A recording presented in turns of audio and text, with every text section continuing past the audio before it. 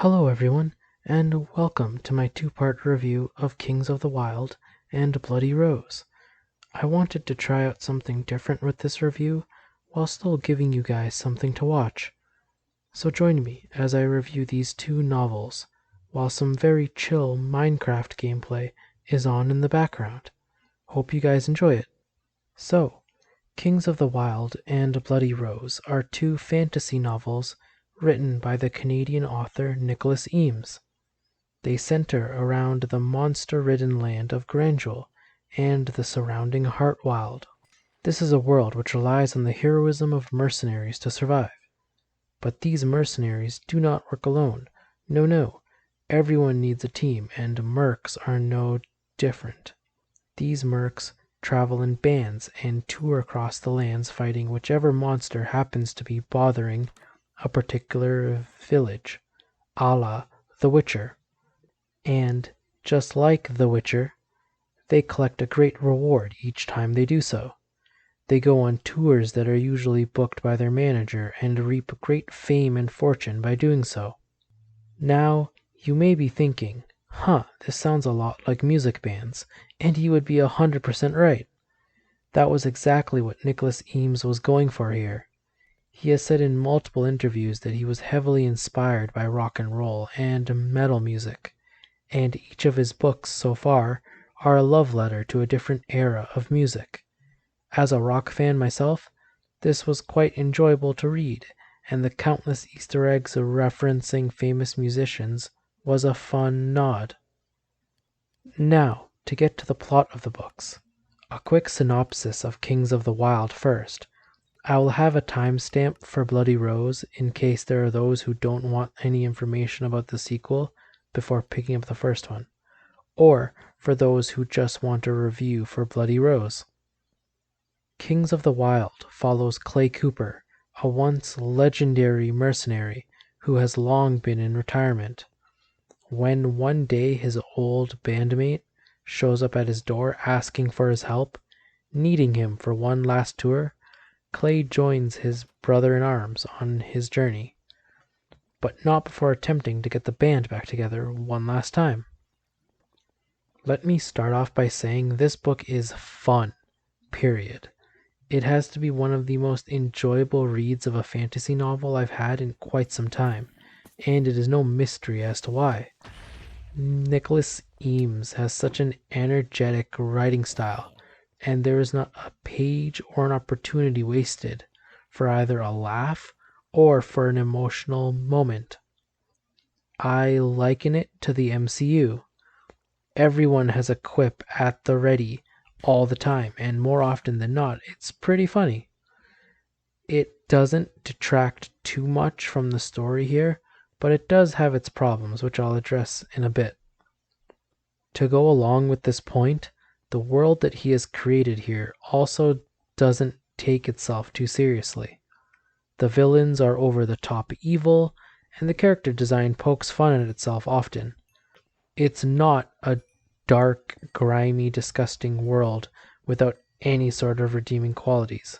Instead, the world has a character to it, and a sense of individuality and a lightheartedness, which is saying something, considering Granjul is overrun by all the generic fantasy monsters that you could ever ask for. Name a mystical beast, and it's probably in this novel. Eames throws the kitchen sink at the page at times, and for the most part, he slams it out of the park. Even though the world is very lighthearted, that doesn't mean that the emotional impacts aren't felt. They are there, but the humor and lightheartedness of the world and characters definitely overshadow it in the first book. I think Eames was trying to find a right balance for that, and he definitely strikes a better one in the second book. I am a huge fan for a come out of retirement / the old guys still have it type story. They are something that the fantasy genre, at least the books that I've read, have not really delved into. These characters' glory days are long past. These are not them at the heights of their power, nor is it the rise or formation of Saga. They are old men, content to be in retirement and happy with the lives they have made after being mercs. This is a side of the characters that is great to see. Often, we just see the heroic side of stories, and those are the popular ones.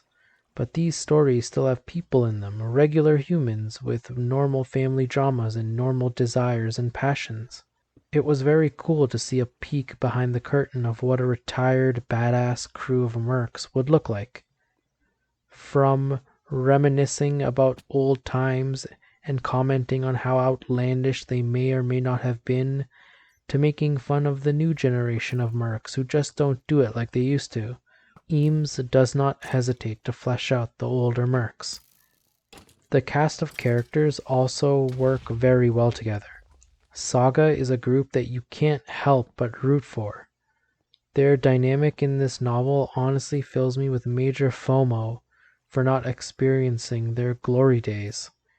Just like I wish I had been alive during Beatlemania or when Metallica first formed. I wish I knew more stories about Saga during their prime. That's a testament to how likable Eames makes these characters and how larger than life they seem, even though we just get to see them during their supposed golden years. My only complaint about the novel is that the resolution is very sudden and there are a lot of Deus Ex Machina moments in this book. Too much for my liking, and seeing the prowess of the author, he can definitely do better than relying on these tropes. This was his first novel, so I cut him all the slack in the world for it, but it does need to be addressed. Characters escape situations miraculously, and as light-hearted as the book consistently is, it has an impact on the ending. It feels rushed and almost anticlimactic, which is crazy, because the final battle in this book would give VFX studios in Hollywood night sweats if they had to animate all of it. It's hard not to be a little let down and wanting more from the ending. The silver lining, however, is that there is a sequel to it, and it delivers that quote unquote more we are left asking for. But besides that, I really, really loved this book. I've heard people compare it to a D&D campaign, but since I don't play D&D, I will stick with my MCU comparison. A fun ride that hits all the check marks of what makes an entertaining journey. I highly recommend this book to anyone, not just fantasy lovers. It's a great starting off point for those who want to dip a toe in the fantasy genre, and one of the easiest recommendations I can give. Now, on to Bloody Rose. This novel takes place 6 years after the events of the last book, and is from the perspective of Tam Hashford. She is the daughter of a former mercenary, but is just a normal everyday girl. Her father, being widowed, does not want her to stray far from his sights, but the world has bigger plans for Tam. When the best band in Grandville, Fable, led by Bloody Rose, come by her town, Tam is swept up by them to go on their adventure as their bard. So, as the follow-up to the highly successful Kings of the Wyld, it had a high bar to clear in my mind. Often, the second novel, movie, or even TV show can be the worst out of all of them. Fans have lofty expectations, and what was brand new and fresh in the first can quickly become overused and stale by the time you get to the second. It's not surprising to see a lot of sophomore slumps by authors when they're making their second book. Luckily for us, Eames really sharpened his tools and crafted another amazing novel. I don't have it ahead of Kings of the Wyld, due solely to the better pacing in the first one and my liking of the old guy storyline. But this book does an admirable job of giving us new, younger mercs to root for and endearing ourselves to them just as quickly as we did to the members of Saga. One of the aspects that Eames plays with throughout this novel is that stories aren't all they are made up to be. There is a darker, more serious side to most things. Stories are made by the victors, and Tam comes across this again and again throughout her journey. She's grown up with this giant fantasy of how being a merc will be, and it's neat to see this worldview of hers slowly change and morph into a more realistic and slightly pessimistic view. We, along with Tam, start to question the society that has been regarded as quote unquote good for so long, and we see what it is actually like to be a merc. If Kings of the Wild was the making of a great album, Bloody Rose is the documentary of the heartbreak, the cheating, the scandals, and the drug overdoses that took place along the way to making it. It's definitely a risk to take as an author to put such a microscope to his world so soon in a series, but the book is better off for it. Along with the examination of mercenary culture, this is a much grimmer book. There are plenty of jokes, yes, that doesn't go away, but characters no longer have plot armor that they seemed to have in the last book. No spoilers, but characters do die in this novel, and it's often unexpected. It leaves the reader on the edge of their seats, flipping to the end of the chapter as fast as they can to find out the fates of their new favorite characters. Speaking of the characters, this cast is just as enjoyable to be a part of as Saga was in the last one. This book acts as a sort of swan song for the ones we were introduced to in the last one, but the new mercs here show that we are in good hands as the series progresses.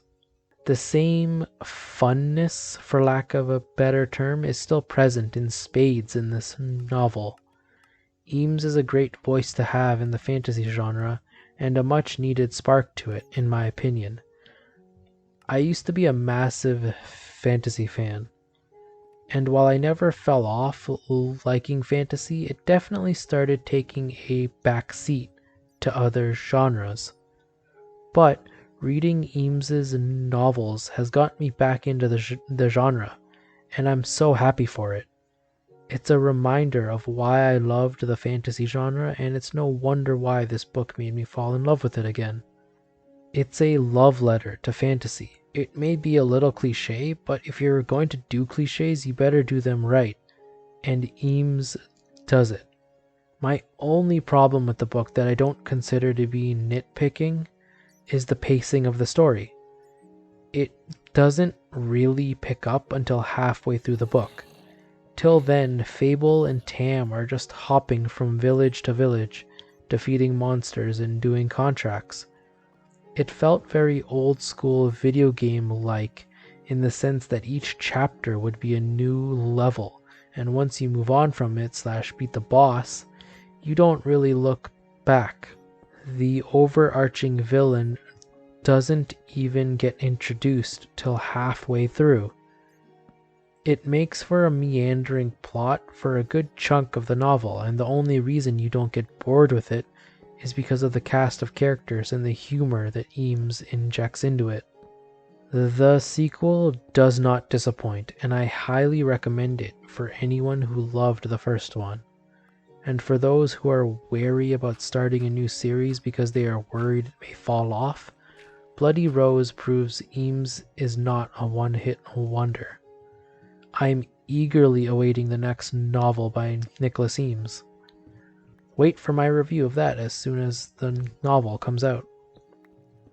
So, speaking of this video, I wanted to try something a little different in this review.